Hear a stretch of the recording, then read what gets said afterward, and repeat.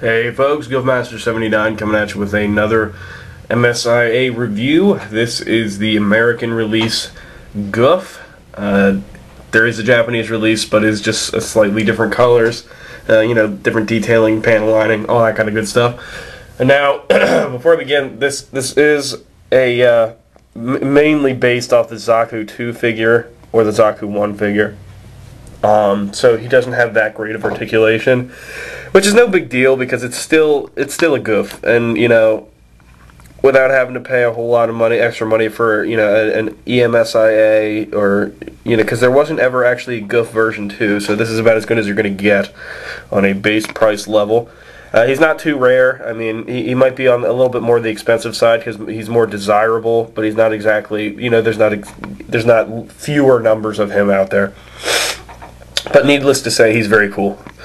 So let me quickly go over the articulation. He has a swivel neck.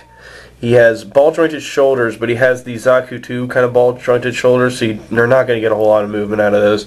The shoulder armor does remove. It pegs in as such, like the Zaku 2. He doesn't have a waist swivel, which kind of bugs me, but it's no big deal. He has single-jointed elbows that will also rotate. And he has swivel wrists. He has ball-jointed hips, single-jointed knees, and a wide range of motion in his ball-jointed ankles, which is pretty cool. Now, as for accessories, he comes with lots of different stuff, and by lots I mean like 4 things. So he does come with an extra hand, which I don't have with me here. I left it back in the in my room here. It's just an open hand on more of an angle, so that way he can hold the well, not really hold, but it looks better with the heat whip, which is what I'm going to show you first. Apparently, it comes with 2 sections. It comes with a short section and a long section. Ooh, what if you could combine them into an even longer section? Anyway, but still. Basically, you get the point. That can plug into his wrist right here. Pretty satisfying little click. Now with the right hand, it would just kind of go in through there. But I mean, even now, even with that hand, it still kind of looked a little awkward and it bent too much. So it's no big deal. Like I said, I apologize. I do have a little bit of a cold, so I'm a little stuffed up. Anyway, here is the heat scimitar. It's not really a beam scimitar, but then again, that's up for debate. The AMSIA gives it the illusion that it is a beam scimitar because you can take that whole section off and it's just a handle and it's like a see-through translucent plastic.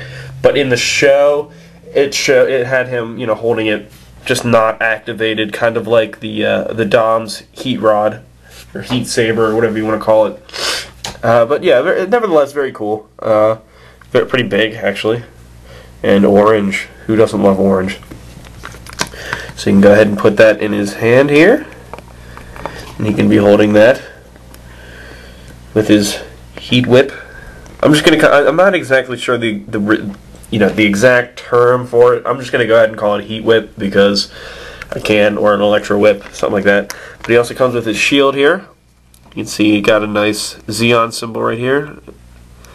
Got the nice Rhombus Squadron symbol right here, if it'll focus. Yes, it will. And on the back, pretty detailed. It's pretty cool. It's not panel lined or anything, but I'm not very picky because you're not going to be seeing it a whole lot with the whole shield thing. This will actually tab, or plug rather, into his arm via the tab here. Go ahead. It fits in there pretty nice. And his hand also is like in the show where it's flat and it's a couple machine guns here, which is pretty neat. I painted the inside of them black with like a fine tip Sharpie, I think it was. So, I mean, something quick makes it look a little nicer. So, let me give you a quick detailed view of him. You see he's got the pink mono eye and a very tiny little yellow triangle, if it'll focus. Wait for it. Yep, there it is. So yeah, you can see there's a tiny little triangle, nice little Xeon symbol with some white panel lining. Or not really panel lining, just white detailing. The little yellow cockpit windows, the waist, knees, and it has the little danger thing right here on both the feet. Most of the American models actually have that. So, they're not models, the figures, you know what I mean. Do a quick 360 here. See, it's got like the trademark 2001. Wow, this is old. I feel old now. 2001. Oh boy. Anyway, he's got on the shoulder here, he's got the nice Rhombus Squadron symbol here. Down here, he's got the rank symbol here. Chevrons, anyway. I do have the two other versions. There's the Japanese version, like I said, which I'm getting in the mail from a fellow YouTuber. His name is Astro GM 0089. He's a very cool guy. He used to be Asian Mocha. I'll post a link right here for his channel, so click right here if you want to get to his channel. He does Yu-Gi-Oh card deck reviews, Power Ranger toy reviews. I think he might do some Gundam reviews still. If you check out his channel, Asian Mocha, which I'll post up here instead, so you can pick between Astro GM89 or Asian Mocha.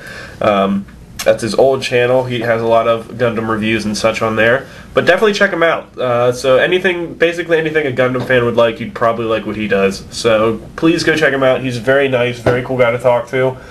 Subscribe to him, you know, do all that fancy schmancy stuff. Okay, enough advertising. I have the Desert version Gouf here, which I did a review on, I think. If not, here it is. It's the exact same thing as this Gouf, so I'm probably not going to bother doing another review, except it just has different colors, as you can see here. Ooh, same thing, just different colors. And then we have the very rare Okawara color Japanese Gouf here. If I can get him to fit in the frame here. This I got off eBay for a pretty decent price. I mean, I paid a lot of money for him, not gonna lie. He's pretty rare. The only time I've ever seen him on eBay is the time I bought him, so that just goes to show you he's not exactly easy to find. You can see he's like darker colored. The hands are gray. The rest of him is a darker blue. The cockpit windows are red. Doesn't have the Xeon symbol on the chest, but no big deal. Very cool nonetheless. He would be a real type color in American terms. I might do a little update video on the Japanese version of this guy once I get him in the mail, but until then, I mean, this will do. So yeah, that is the MS-05, I believe that's right. Correct me if I'm wrong. I'll probably put an annotation if I'm wrong. No, it's not MS-05, it's the MS-07. I don't remember. I mean, I've been away too long. Forgive me for my mistakes. Yeah, this is the Gouf. So, thanks for watching. I highly recommend picking any of the versions of this figure up. Very worth it, very cool. Shouldn't run you too much money. This guy, obviously, this guy's the easiest to find. Hardest. So, definitely worth picking up, though. So, to all of you watching this video, thank you for watching. Thank you for subscribing, if you do decide to. Anyway, if you like my videos. Go ahead and check out Astro GM 0089's channel. Like I said, he's very cool. Subscribe to him. And until next time, thanks for watching. I'm not sure what my next review is going to be. Probably the Gouf Custom, actually, now that I'm thinking about it. But until then, thanks for watching, and Semper Fi, Marines.